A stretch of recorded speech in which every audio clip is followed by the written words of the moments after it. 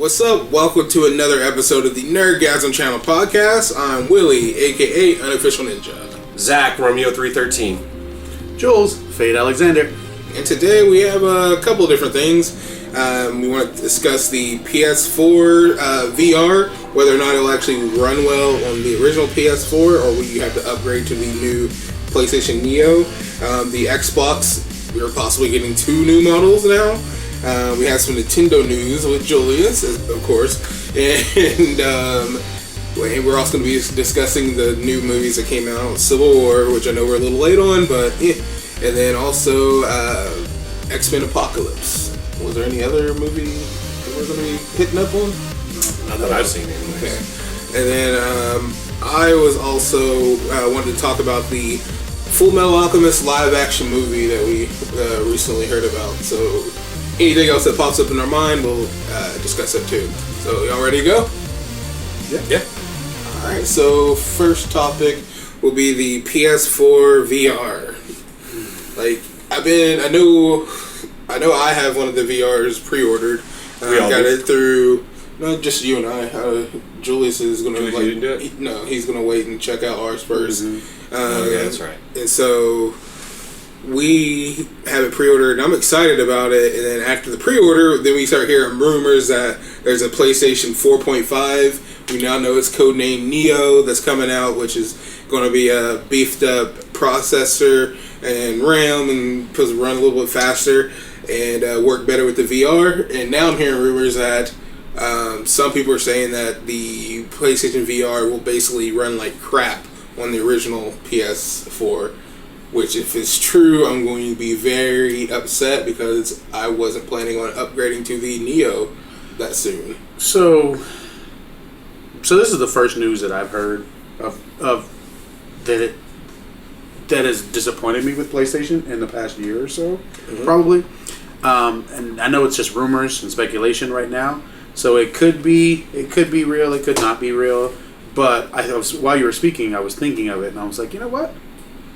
All the VRs that have been tested have been done on the old PlayStation 4. Even the ones that they had 13 of them running when I was at the GameStop conference or the GameStop Expo in Las Vegas. They were all running on the old PS4, unless that was a new PS4 that looked just like the old one, right? I'm like, you know what? I think, and everyone who walked away, everybody who I talked to that left, that played the Sony VR said, it was awesome. I didn't know what I was supposed to do. So it makes me think that what the demo disc that they had in there wasn't very intuitive, but none of them complained about it. So I don't know. I think we'll just have to see. Yes, they'll probably have a 4.5 Neo that will make it run even better, but I think it'll run probably just fine. I don't think, knowing Sony, they don't typically launch something that doesn't work well anymore. They may launch something that they don't support later, but it still worked well. It still worked well, right? And I think it's going to be a resolution boost. Yeah. A resolution boost and to get things stronger processor. Yeah, running a little bit smoother. Because I got a 4K TV now, and I've played some games on it. They look amazing, but obviously, I'm sure there's still things that could do to texture map and smooth things out. And that's what I'm hoping, that when the people who were saying that it's not going to run well on it, that they just meant it won't look it might not look PS4 quality games, but most of the games that are coming out for VR aren't PS4 looking. Yeah, they're not Uncharted, right? Yeah. So that would take so much. Yeah. But, and I know Sony set, one of the things at least, Sony wanted to see, they at least have it set to where it has to meet a certain resolution and certain 60 frames per second. Because it'll make you sick otherwise. Every single game. And so that's, and then also that no VR game for sure, I believe what it said, will be allowed to be made specifically for the newer PlayStation only. So it has to be backwards compatible with the original PS4. Because one of the worst things you can do is, especially when you're doing victoriously selling your console, is to then segment your market by putting in something that's now exclusive and people have to go to that to get games, Whereas I know Microsoft, in the both actual consoles during the previous generations, they came out with more and more iterations of the same thing with slight boosts. But that made a little bit more sense because they waited until like sales had dropped on their current one. Microsoft, especially. I don't know. I guess they just decided, cheap enough. They had to replace a lot of the Red Ring of Death ones. They had to fix it. They had to send out more. It was a hardware issue. And for the most part, though, you'll know that you were still getting the same console, just different hard drive sizes in it and stuff. And then Sony, they had to start releasing another model that didn't have all the original stuff in it because they needed, and they weren't selling as much. So with this, because we're only 2 years into this generation of games, I think it was 2004, right? 14? I think PS4's. I think November-ish of that sounds right. 2014. And so we're too soon into it for them to just make a brand new console that we have to upgrade to. Yeah. I think, and here's the thing with the VR. I don't know if I'm going to even like it, honestly. There's only one game I really want to play, and that's that one where you go deep sea diving and the shark comes, because I think that would be pretty cool. I want to play the Psychonauts. I really want to play the sequel to Psychonauts. Is it VR? It's one of the launch. Well, it's not a launch title, but it's one of the. Interesting. So that's what I'm super excited about that. That'll be for Becky, but it can't be just VR. Then that's gonna break her heart. She can't. Oh, she can't play VR. That's right. I want to play some of the scary games. I saw that video that I shared, I was like, nope, I will not be playing that. I think some of those are going to be fun. I don't know. I haven't even looked at all the lists, but I know whenever I was looking at it and I shared the list with you, there were some really good games on there. That's where I saw the Psychonauts. I guess we'll figure out. We'll know by September, October, or October. Yeah. Oh, September is when the Neo is supposed to launch. Yeah, which would make sense right before it comes out. So we'll see. It'll be. Here's the thing. I don't think anybody is going to pre-order that Neo right away unless you just have a lot of money to spend. You have to buy everything. I think most people are going to wait. If you don't have it yet, like a PS4. Well, what I mean is, I think a lot of people are going to wait. I'm not talking about people that already have, people that already have a PS4. Yeah. I think they're going to wait and existing see. PlayStation customers. They need to see some proof that it's worth the. I agree. The upgrade. I agree. And I guess that brings us over to the PlayStation or the Xbox One, which we've had hints that they kind of were talking weird a lot of times when initially rumors started happening that coming forward that there might be a new iteration of it. It was like they were backtracking, saying no, we wouldn't put out a brand new console. And in other statements, they were saying we can see a console that you just basically upgrade components to instead. So it's back and forth. But the newest rumor is that instead of getting one new console, Xbox One console, we're getting two. One that's going to be basically an Xbox One Slim that will be about 40% smaller than the current Xbox One, which the current Xbox One is fairly big. It's a big system. It's like a VCR. It's a little bigger than the PlayStation 4 is kind of big too, but it's still how it's designed. It appears a lot smaller than the it's Xbox definitely One. Smaller than the Xbox One. Because the angles that they chose. The Xbox One looks like a brick. Yep. Yeah. That's why the curvature and angles of the PlayStation 4 makes it look sleeker. But we're going to be getting a slim model that has a 2 terabyte hard drive, which is the biggest hard drive that comes already loaded in one of the consoles currently on the market. So what are they taking away, I wonder? I believe the disc drive. So it's not going to be. So you're really not getting that much more space anyway. Because now you really have to download everything. Yeah, well, technically. But you do anyway now. Because all your games are not loading from the disc. They're loading from the saved file on your console. So it goes back to the whole owning the box. Yeah. You're paying... Okay, I mean, I can understand. Like we've always said, if there's a price break, digital might be the way to go. But honestly, if you really like games and you're an Amazon Prime member, pre-order them. Yeah, especially... You'll get them cheaper than perfect example, I did No Man's Sky, pre-ordered that, and I think it was $47. Caveat is like if you're a Prime member now with 20%, you get 20% off your Prime member on video game pre-orders, and then up to 2 weeks after the game releases if you buy it from Amazon only. So that's really good. That's how I've been pre-ordering my stuff before they even gave me the discount, because Amazon, if something does go wrong, they're good to help you out or fix it. So I trust them over a lot of the other retailers. But I agree. With the other Xbox One model, I don't know too much of the rumored specs on it, except for it's going to be going for a teraflop, 6 teraflop CPU, better, I believe, RAM in it as well. So it's going to be more powerful than even the PlayStation Neo. And its code name is the Agent Smith.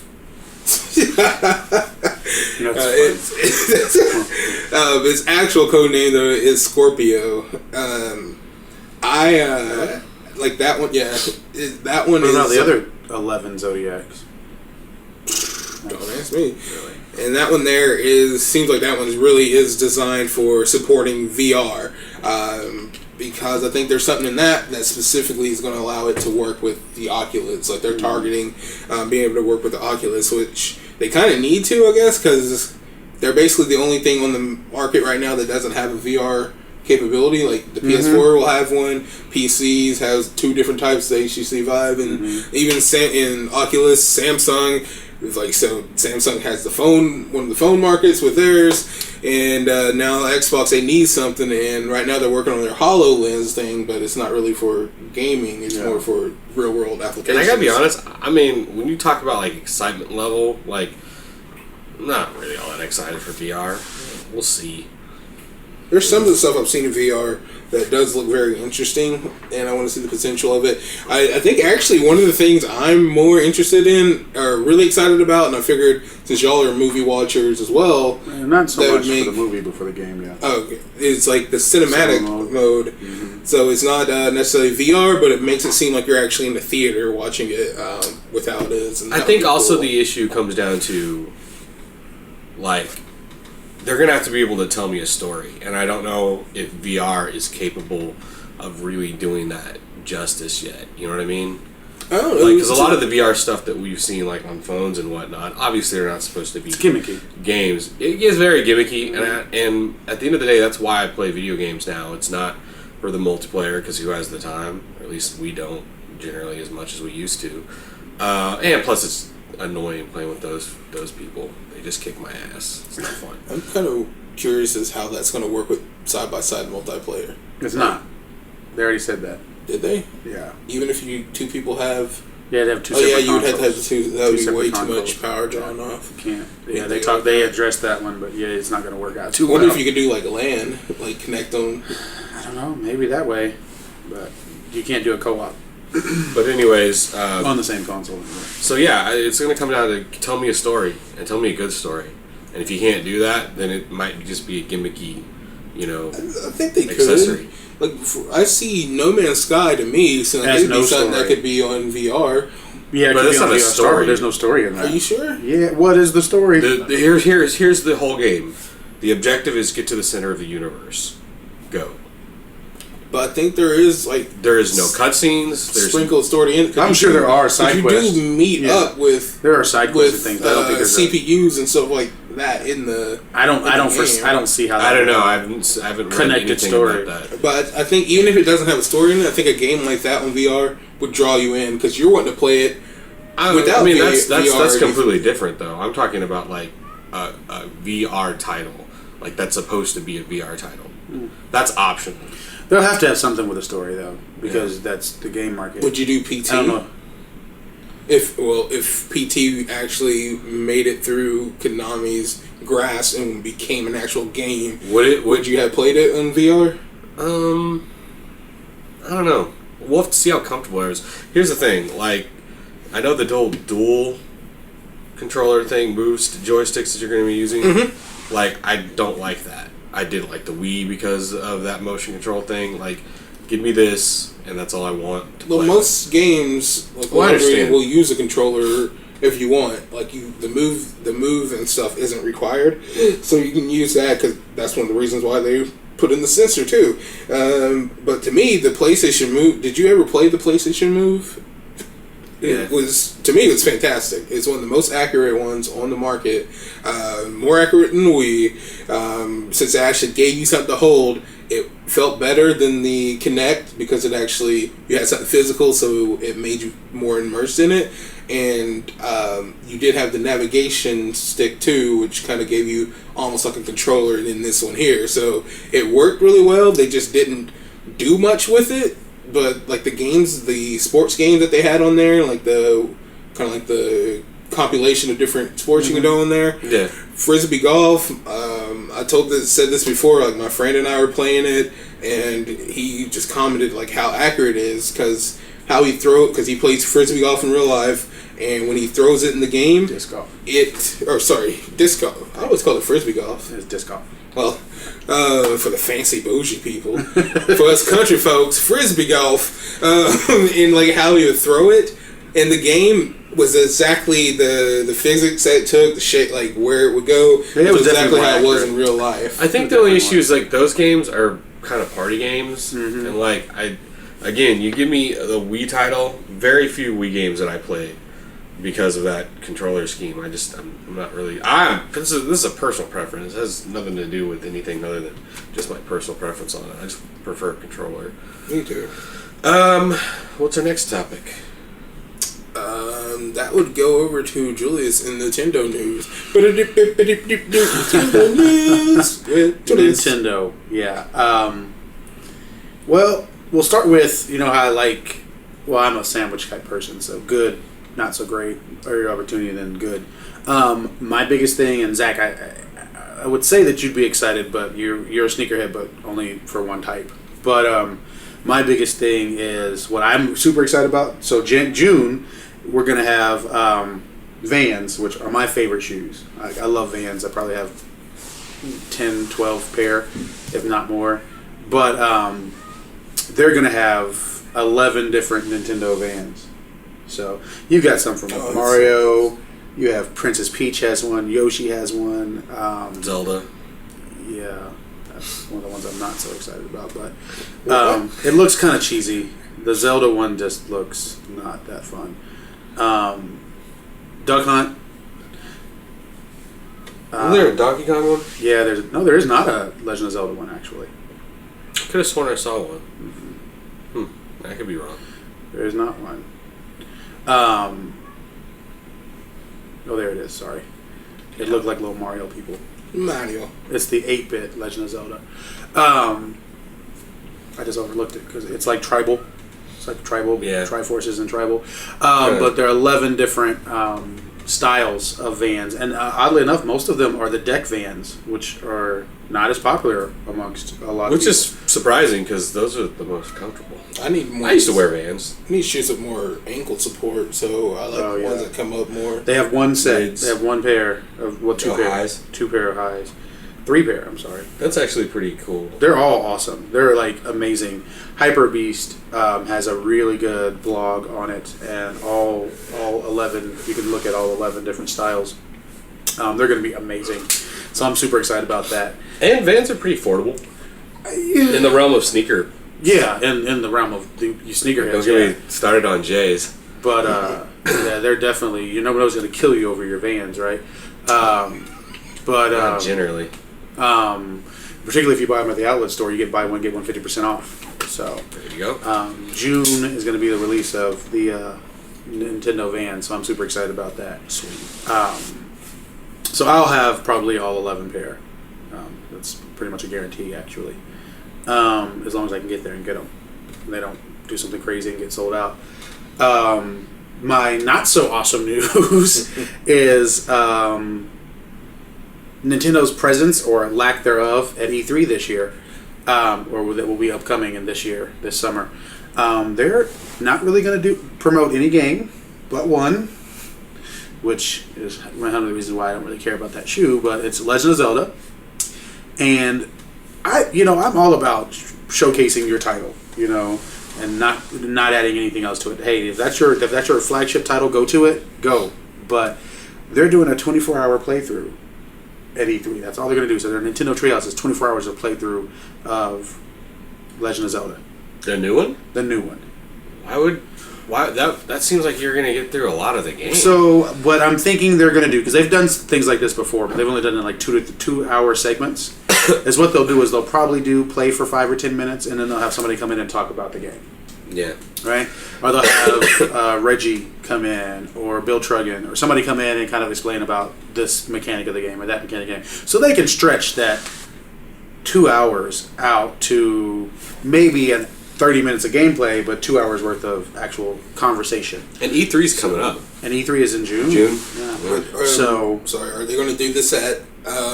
actually at E3, or they're a little like Nintendo? They'll probably do it side on their Nintendo site. Yeah, they're not gonna. They will have a presence at E3, but if they do, it'll be like their Nintendo Treehouse, and they're going to be playing the games there, and then having their little breakout sessions.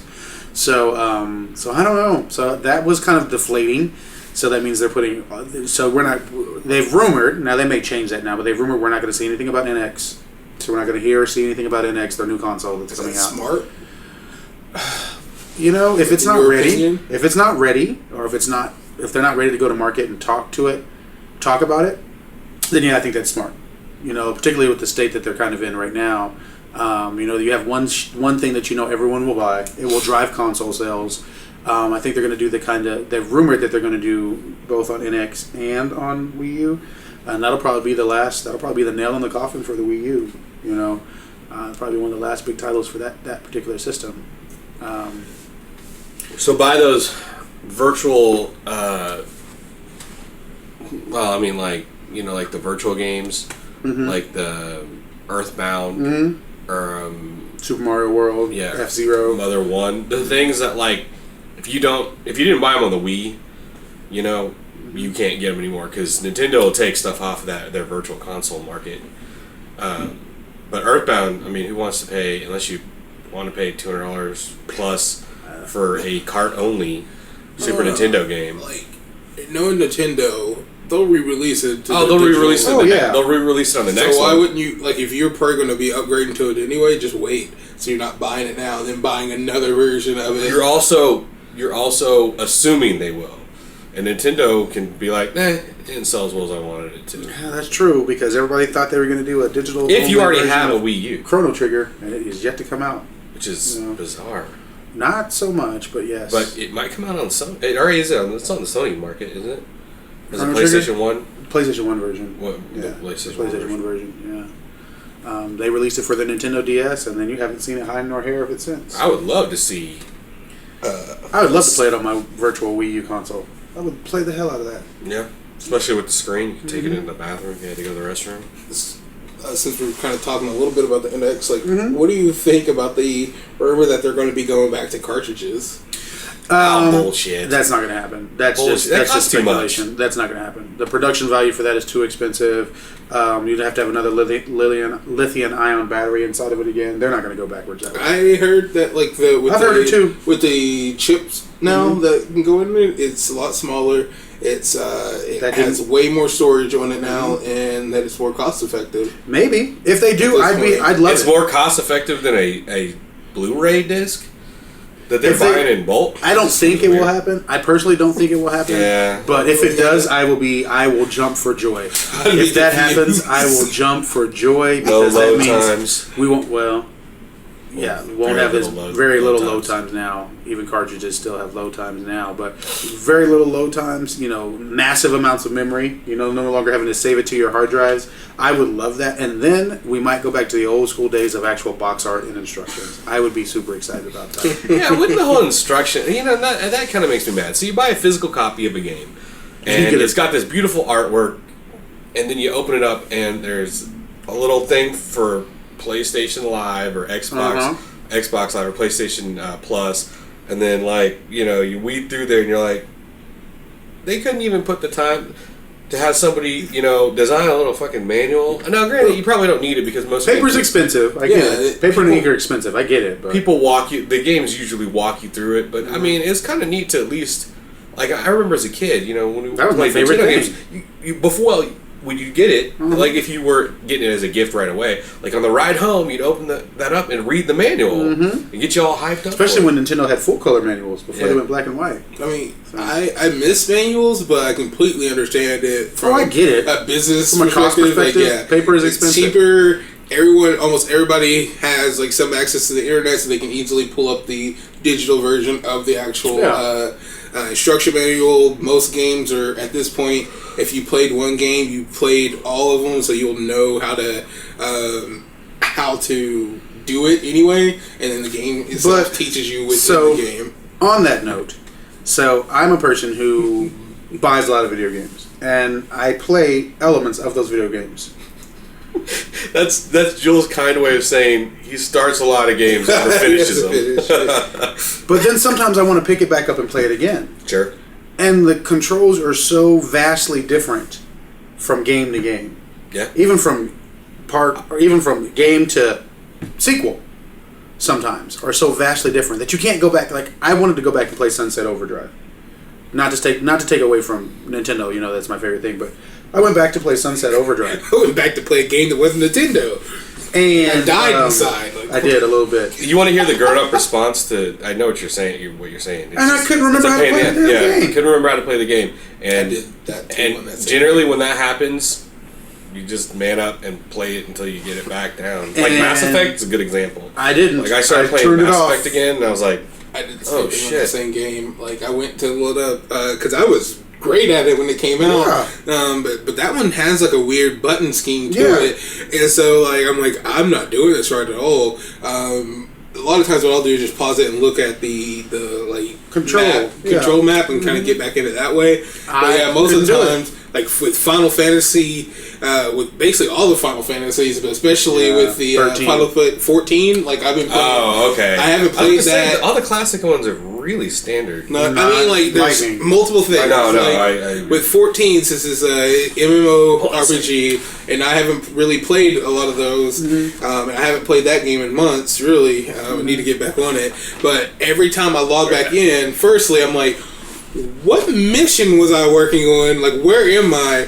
What was I doing? I get it. And then I'm like, wait, how do I cast spells? How do I attack? Yeah. What are all these different icons? I needed an instruction booklet because I'll sit down and read it. I couldn't remember how to do it. I picked up the demo for Final Fantasy 15, and I was like, I don't remember how to play this. I was like, well, we playing this. The first demo, not the new one. Oh, yeah, I re-downloaded it. But, oh, you were able to re-download it? That's good. Yeah. Did it have your game save still? Mm-hmm. Good. But yeah, so I don't know how I feel about their E3 announcements. I have a few friends that are going to be out there for E3, so I'm going to see if they can snag me anything that's awesomely Nintendo, but we'll see. But I do know that Nintendo will be at SDCC, Comic-Con, and they always have a really strong presence in Comic-Con, and so I'm curious to see what that's going to look like. If you see any free swag and you can get an extra, I call dibs. On Nintendo? Yeah, I do. It's not like I don't like Nintendo. It's just that I used to bust your balls about Nintendo a lot. Oh, that's what we can talk about. Go ahead. Sorry. About busting balls? No, and I was just want to Comic-Con. Say, you have a mission, Jules. You better get online and start pre-ordering it now because we'll talk about it. Pre-order what? What do you mean pre-order it? I'll tell you about it. You didn't read the article, but I'll tell you about it. Oh. And you might still have some available. Just want to say hi to Devin. He actually was able to get in. What's up, Dev? It's been months since he's actually been able to access our Twitch from his mobile. I have no idea what was going on. It's got to be. It's got to be on his end. And then Oddly Pretty's in the chat with us too, and yeah, she agrees with you, Zach, about like reading the manuals. It was awesome. I missed that. So that was my even better F news for Nintendo, and then of course Amiibos. Yay! Finally Amiibos, right? I should have got a text right about that time. It would have said Nintendo's like, you're doing well. But obviously I got my new Amiibo Hunter shirt. I didn't even know they made those. Pretty excited. I saw that when you came in. Where'd you get that? Amazon, like I get everything else in the world. But Amiibo Hunter shirt, so it's pretty awesome. But there are new Amiibos coming out. So we've got a new round of Amiibos that are coming out for Kirby, Planet Roboto, Roboboto. I don't know how to pronounce, but we've got new amiibos coming out for that, and then we've got Kirby, King Dedede, Meta Knight, and Wallaby. These are just different variations of the ones that are already out. 3 of them are, and then 2 of them are new ones, brand new ones. And then Splatoon is getting its own new amiibos in July. So the Kirby were June, and then July we have Splatoon, which is getting the Squid Sisters. They're getting released. They the artists, the singers or something? Yeah, they're the singers. The ones that do the little, when you play Splatoon, the ones that give you the little updates and tell you about the new stages and new weapons. I saw a concert online that they did. Oh, really? Yeah, they did a performance. I forgot what event it was, but kind of like the Hiku, oh my god, I can't remember. Hana Mutsu? Yeah. Like her recent concert she did in Texas, it was something kind of similar to that. Oh, really? Yep. So they're going to have 2 amiibos. They're going to be in a 2-pack. Obviously, they're sisters, so they'll be in a 2-pack. And then they're releasing a 3-pack, which is Squid Boy, Squid Girl, and Squid. That should sound familiar because it already came out. Oh, but they're making a difference. So it's got same Squid Girl, same Squid, but a black Squid Boy. Like, does it just have ink on him, or is he actually? He's actually like tan. Like the other Squid Boy was kind of like cream colored, I guess. This one's actually tan. Because in the actual game you can change the hue of your character that you create. Brother. So yeah, literally. So I don't know how I feel about that one. I was like, can you sell him in a singular pack? Because I just really need him. I don't really need the other 2 because they're the exact same ones. And who's Squid? Just a squid when they go into a squid version, because all of them can go to a squid version. Okay. Just a squid. So that's kind of neat. So I am a big fan of Splatoon. Splatoon is probably one of my favorite games of last year. Completely multiplayer, but what I liked about Splatoon was the fact that everything, all the DLC, all the new stages, all the new weapons, everything was completely given to you. You didn't have to buy any of it, which is the way I think if you're not going to release a ready-to-go game, that's the way it should be done.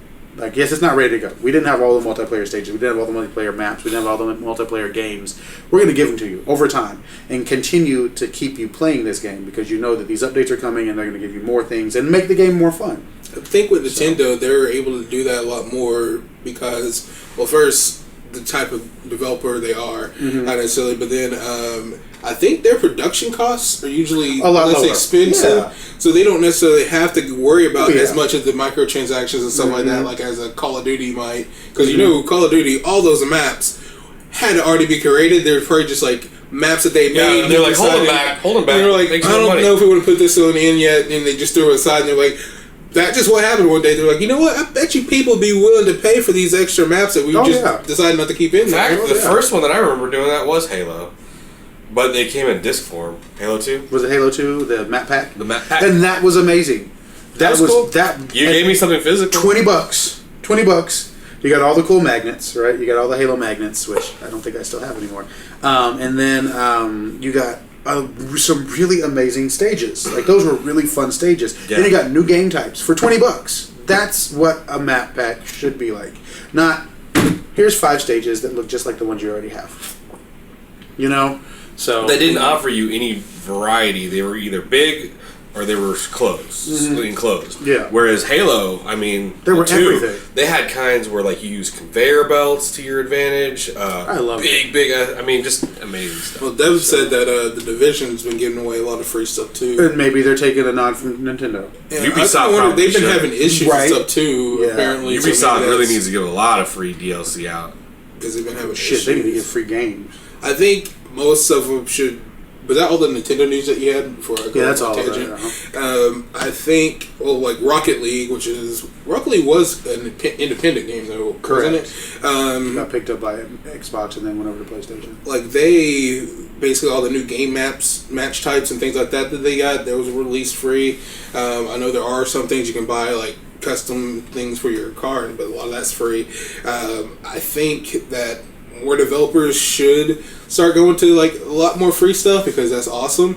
And I never buy any DLC like packs. Like I think I've done it once for Modern Warfare, one of the Modern Warfare games or Black Ops games, and then immediately I bought the newer like Call of Duty game like a week later. I was like, why did I even spend that? Yeah, I mean, I think if the game warrants it, for example, like The Last of Us, I paid for DLC. BioShock Infinite, I paid for the season pass. Can you read that? I can read it. Okay. It doesn't constitute an opinion. A response, I guess I should say. He's saying that to one of our comments on the on our Twitch stream, where Devin likes to pick on Julius and his love for Nintendo, and like how you were saying, like Nintendo can give away the free stuff because basically they look at it as if you didn't release, either you release a complete game or if it's something that you weren't able to put into the initial game, give it away free. I think a lot of companies now are, well, of course, a lot of companies now know that they can just sell the game and then just throw in the updates to everything, but they have more of a mentality of you pay for it anyway.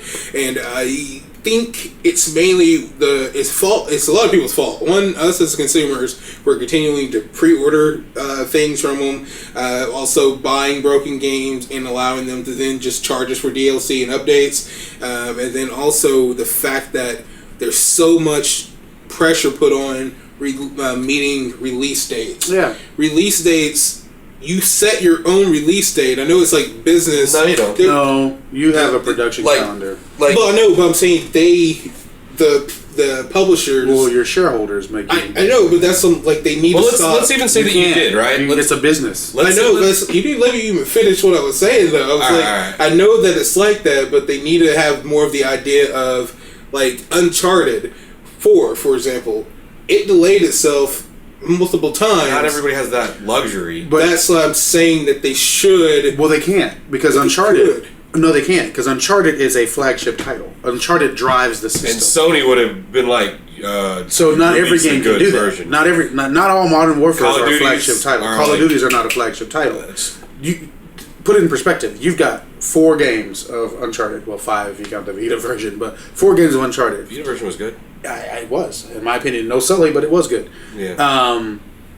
These games drive console sales. These games drive that system. They can pretty much dictate what they're going to do.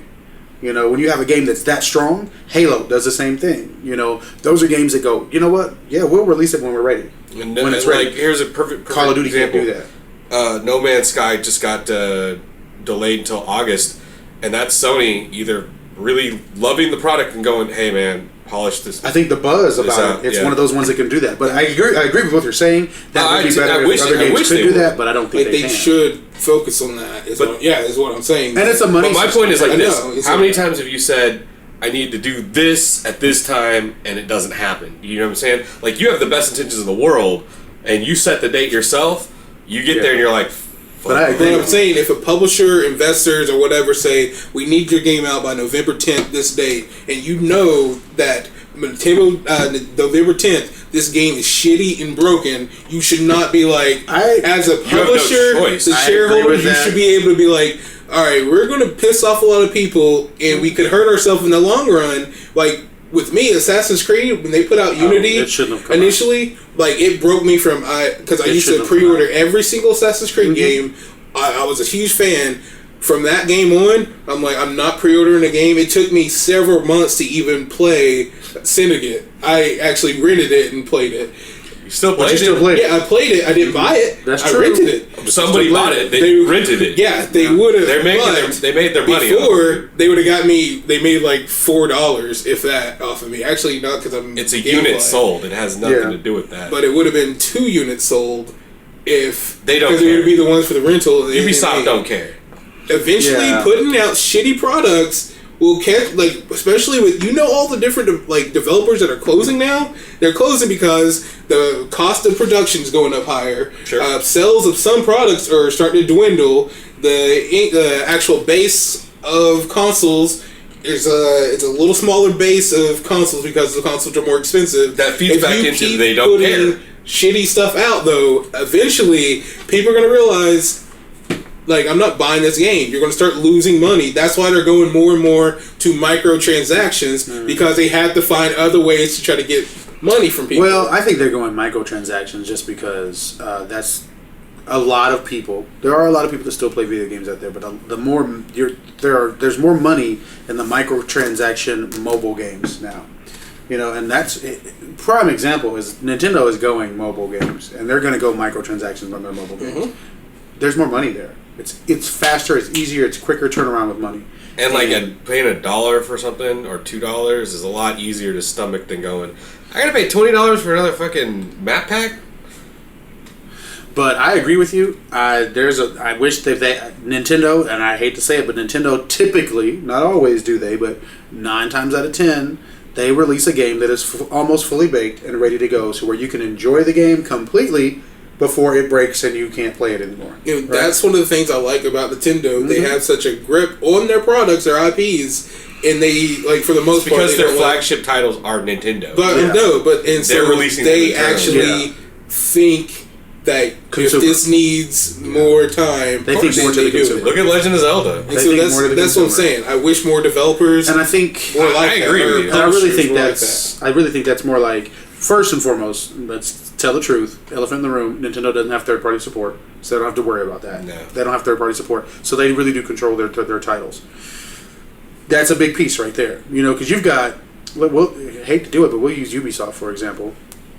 Well, what Ubisoft Montreal, is it Montreal that closed down or the one in Paris? Which one? I don't remember which one closed. But so it obviously isn't making any games. But they had so many different tendrils out there making games that it was hard for them to manage, and they still had to keep overhead and make. Okay, you need to get these 10 games out now, or these 5 games out now, and so forth. Rockstar was another one of those. You know, Rockstar had Santa Monica Rockstar.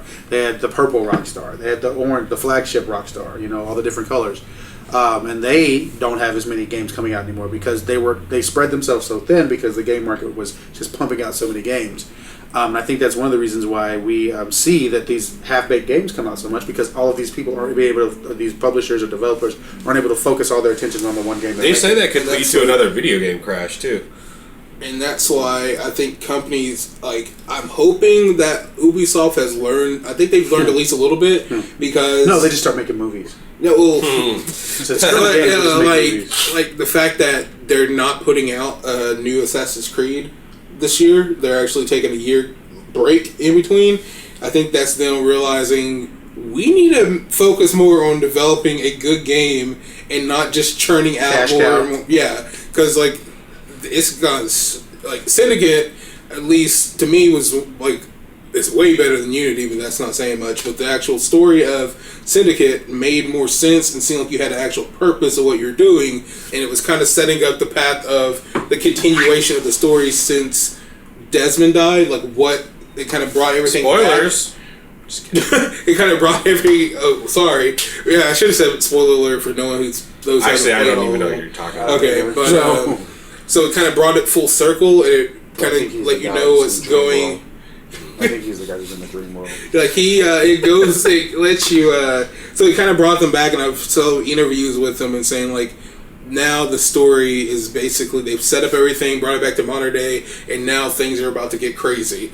And then Devin, just want to bring this up too. He was saying that No Man's Sky he thinks is overrated. He thinks that we don't know enough about it to say anything. It's overhyped. I mean, is what he's saying. Like it's overhyped. Well, that's a product of good marketing. I hope they don't Peter Molyneux it. Yeah, I'm a little skeptical. Like I know when we were at the PlayStation Experience, and it was like these are the planets, and it like zoomed. You saw, and like, oh, okay. And then it's like zoomed out more. You're like, really? And it like zoomed out more. You're like, so holy. I will definitely think that'd probably be my last big game of 2016 if it does come out in 2016. But it may be overhyped. Final Fantasy's coming out in 2016. That's a good point. It has a release date, doesn't it? I don't know. The Final Fantasy. Oh, game. No, I don't think it does. The game 15 comes out September 30th. Oh, okay. So, well, then that won't be my last big game. That might be my last big game. Are you gonna?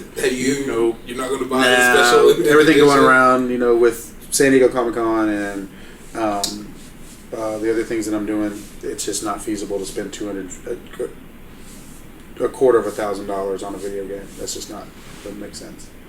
So, nope. I'm going to miss that one. I'm going to miss it. Just say what it is, I'm going to miss that one. And I go to A-Con next Friday. So we'll see. I don't remember what tangent we were on there, but I will say the most recent DLC you bought that you thought was worth it. The Last of Us. Okay. The Left Behind. Okay, and I got that on the actual disc version that came with all the extra stuff. Okay. I got the disc too. I haven't played it yet, but yeah. I don't really buy DLC. Like, I think the last DLC I paid for, and it's just mainly because I had the money for it, was last DLC I paid for. It was, I believe, Mario Kart 8. Oh, wow. Which was actually a pretty good. You did get quite a bit with it. Yeah, you did. And I'm thinking about getting the Naruto Ultimate Ninja That's the one I was going to say. DLC, because it looks like it's quite a bit too. That I purchased that I thought was probably the best was the Naruto. Recently, anyway, was the Naruto DLC. And I complain about the DLC, but I do buy it when I think it's valid and it has enough content in it.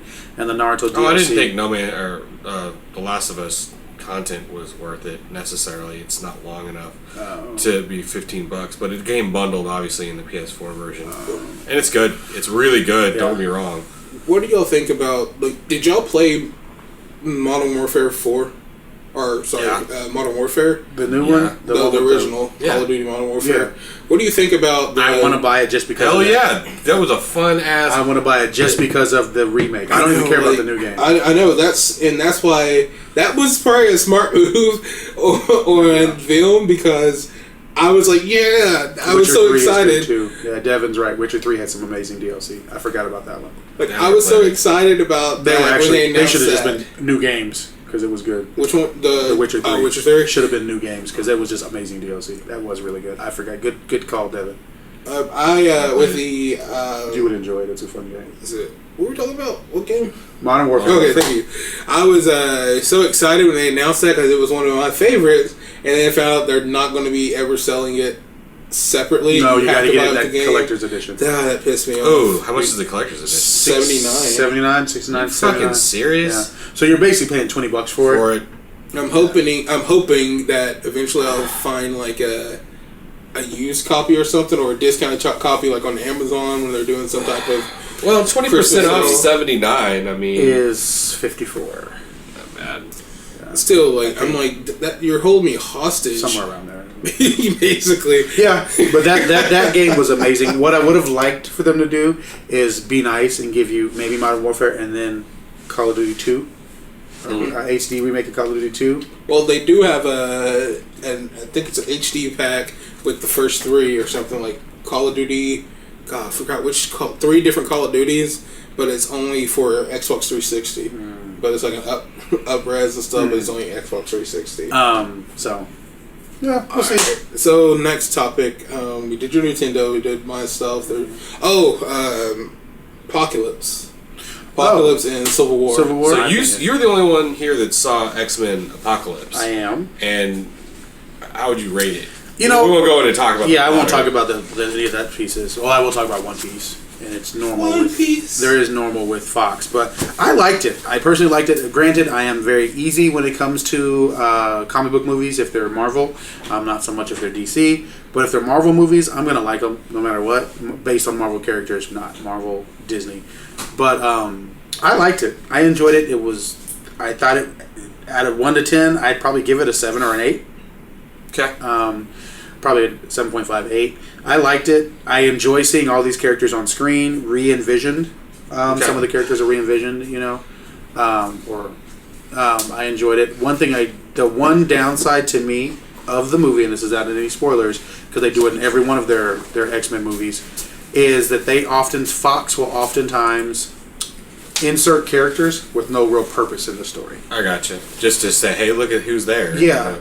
And but I enjoyed it. I really did. I enjoyed it. I liked it. Now, what would you rate Civil War? Civil War is the best superhero movie that's been made, in my opinion. So Civil War was great. Didn't follow the plot of the comic all that much, but So what about Blank Man? Oh yeah. No, but do any of them really follow the plot of the comics anymore? It's a cinematic universe. The people who listen won't even know what I'm talking about. Yeah, I know. I really enjoyed it. It didn't follow the Becky comic didn't like it. Yeah, it didn't follow the comic books at all. Wait, Becky didn't like Civil War? No, she said it was slow. What? I know, right? I didn't think it was the best. I didn't think it was. Which one do you think is better? Deadpool. Okay. Do you think Deadpool was better as an overall movie than Yeah. Civil War? Really? Yeah. I loved it. I thought everybody knows I loved it. I didn't think it was as slow as Becky did, but I thought it was over long. There was a lot of shit you could have cut out of that movie. And the mid fight scene was 1,000 times better than the end fight scene, which is usually obviously flipped in movies. Talking about the airport fight, you didn't think it was good? You said that was better. That was the most amazing. That was okay. And of course, at this point, if you haven't seen it or don't know that Spider-Man is in the movie, seriously, he does an excellent job. Yeah, he did. Amazing. That kid is gonna make an amazing He fit Spider-Man. the Spider-Man role that they got. And Finally, I was not impressed with him originally. I love the Aunt May too that they got. It's Marissa Tomei. I know. I'm just saying. She hot. Here's my deal. Spider-Man was always the smartass. Kind of. Honestly, He's like he was the wise. good, He's like good Deadpool, but yeah. And the with fact his actual that mind. we finally actually got to hear some decent banter out of Spider-Man instead of like if you were to watch the newer Spider-Man remake, Andy Garfunkel. Garfield. Yeah. He tried, but those movies weren't very good. I enjoyed them. Oh, I've loved every iteration that we've had of Spider-Man. I thought that I didn't like Spider-Man. Tobey Maguire was okay. Isn't that the one where he goes emo? Like, or he hits the third one, and he's like dancing down the street. That one was a huge fail. That was a bad one. I'm like I said, I love Spider-Man as a character, but I'm saying the way that he's played him. The way that he played him fit the character, the spectacular Spider-Man that they want it to be. Which is every Spider-Man we've had was a different Spider-Man, and each one of those Spider-Mans from the comic books, if you read them, they've pretty much spot on captured the Peter Parker or Spider-Man that they wanted for that comic book they were pulling it from. Sure. Amazing Spider-Man was Tobey Maguire. That's what we got. Andrew Garfield.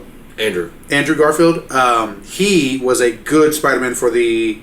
He was pretty much a bridge between spectacular I don't know. I just didn't think he was amazing. amazing. I liked him. There's one that comes on, like the animated one that comes on like Disney XD or something. I think it might be.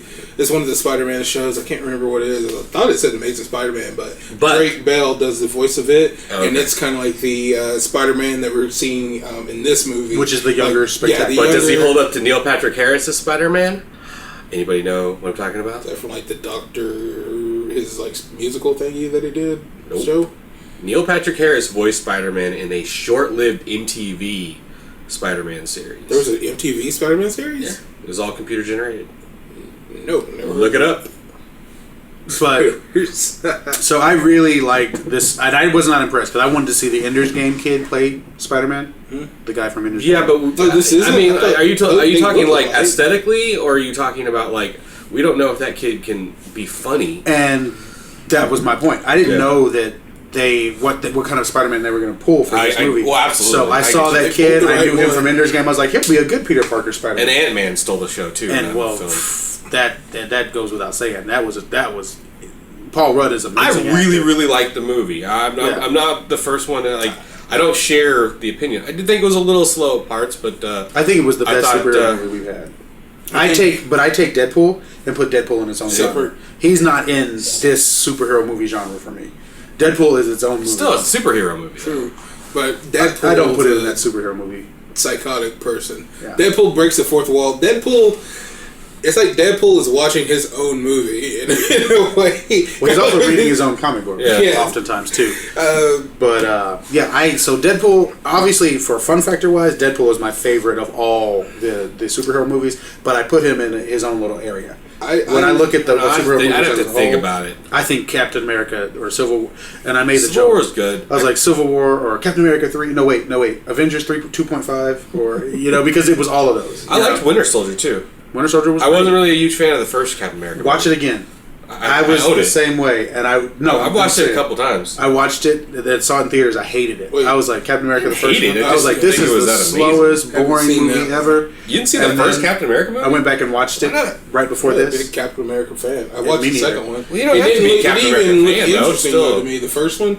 That's why I went in with the second one. Looked like badass, and it was. I really liked it. And that never inspired you to go check out see his full story? Like I didn't need really. I know the basics of them, so I don't need it. And they're changing it up now. I guess it's the difference between like movie guys. I mean, like, y'all saw that. Well, first off, I just want to say they did they did an amazing casting job. We talked about this before in Civil War. Like, pretty much every character that they cast. The Disney Marvel Universe has had an amazing casting job. Like, Black Panther, spot on. Like, I'm now like a huge Black Panther fan. Most people are. You're a Black fan. Yeah. I was iffy about him before, but now I'm like, Black Power.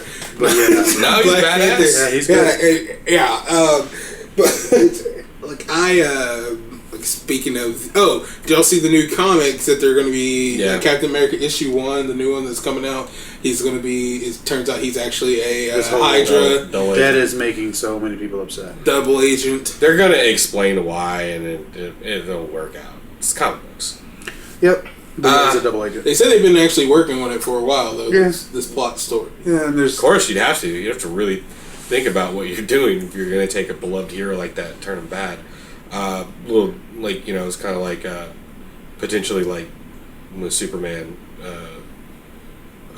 where his ship crashed in Russia. Red Sun. That was kind of like a new iteration. I'm saying like that was a one shot. Yeah, but what I'm saying is like this is not a one shot. If I'm thinking of Captain America series, the new volume 8, 9. But it's like supposed to be. It's still like basically saying all the previous stuff that's happened to Captain America. It's true. This is why this is like canon of it. Also, yeah, I don't know how it's gonna go over. Like, I was thinking that too. That it was just gonna be a brand new universe or whatever. But it's like they're drawing this as canon to his actual. Yeah. I was like, damn. I don't. And they have. If you've read the articles, you kind of see why they're doing that, and it's a little bit disappointing, but whatever.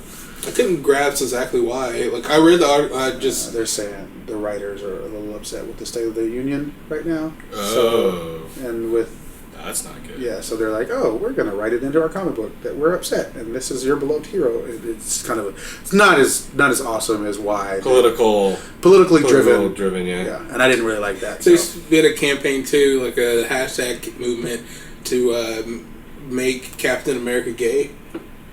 Like buddy with buddy and him being like, instead of just best friends, it's like turns out they're secret lovers and stuff. Yeah. Which I had no idea why that started, but it's like everything else. Right? So like I saw Frozen. That. We could say Frozen. Yeah. Oh yeah, I told you about that. There's a campaign for Frozen to make Elsa gay, and I was like, I didn't even know that was happening. Yeah. Wouldn't bother me. Don't care. On my list of like things that I care about, like.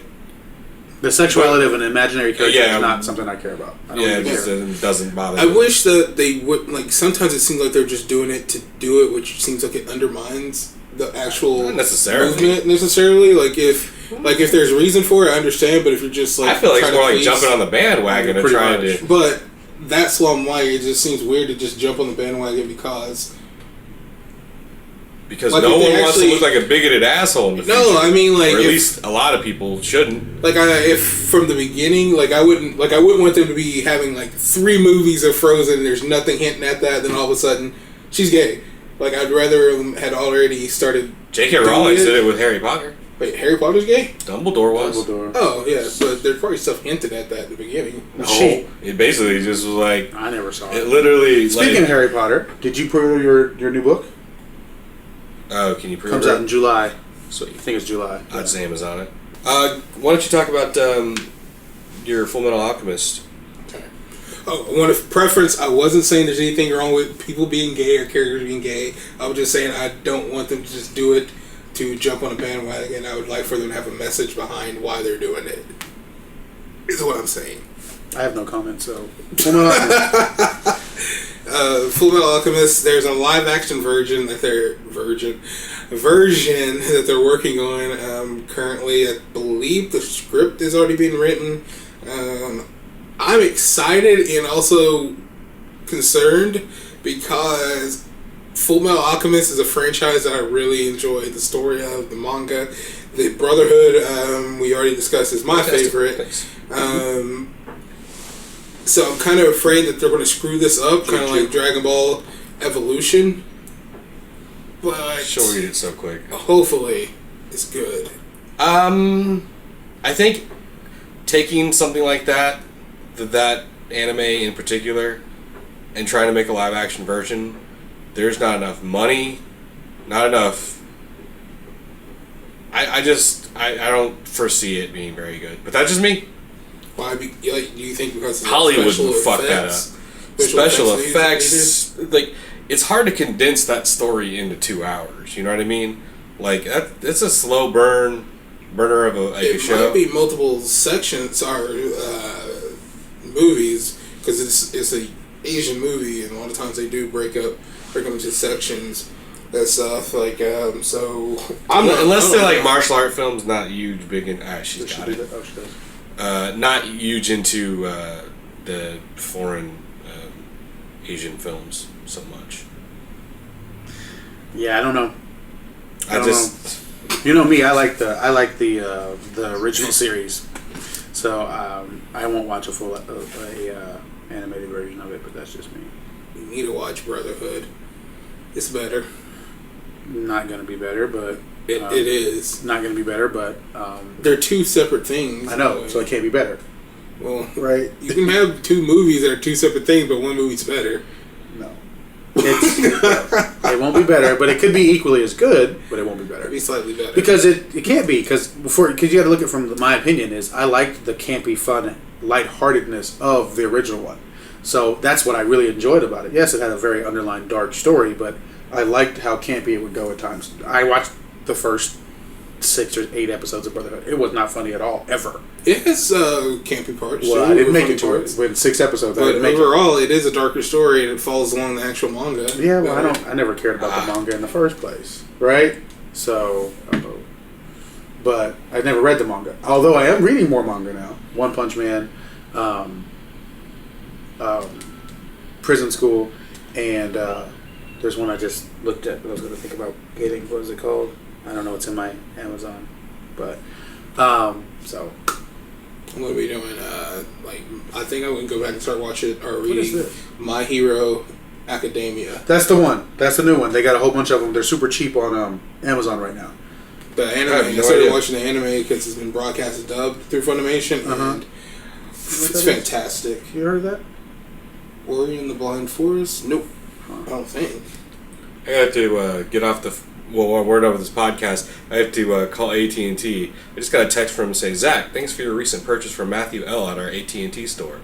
I haven't been to an AT&T store, nor did I purchase anything from Matthew L. Did somebody get your information? Survey text are free. Well, that's fine. All right. That happened to my aunt. So they bought 4 iPads. They bought 4 iPads? Yeah, they got her information and went to the store. Family member. Yeah. All right. Well, do you want to close up then? Yes, I would. Because I need to call AT&T. All right. Sorry for the abrupt end, guys, to the podcast. So this has been another episode of the Nerdgasm Channel Podcast. Please like and subscribe and follow us on our Twitter, Facebook, and all of our other social media pages. And we have a special interview coming up soon with voice actress Morgan Berry, and you'll find out more information about that. I'll have it in the video description, and I'll be releasing a separate video on it too later on. But this has been Willie, aka Unofficial Ninja. Zach, Romeo 313. Jules, Fade Alexander. See you guys. Bye.